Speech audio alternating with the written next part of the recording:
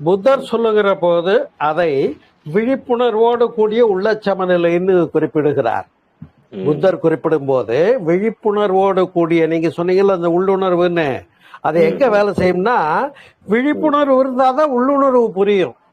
கண்டிப்பா உள்ளுணர்வு சொல்ற அந்த இன்னர் வாய்ஸ் கேட்கும் காதுக்கு, அப்புறம் நாம செய்ய முடியும். ஆனா அந்த விழிப்புணர்வே இல்லாதவ என்ன பண்ணிடுறாங்க, எல்லாருமே செயல்ல உணர்ச்சி வயத்துல ஓடிட்டு இருக்கிறதுனால தான் எல்லாருக்கும் எல்லா கஷ்டங்களும்.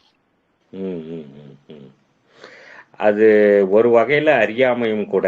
ரெண்டாவது அவசர கோலத்துல எனக்கு இவ்வளவு நேரத்துல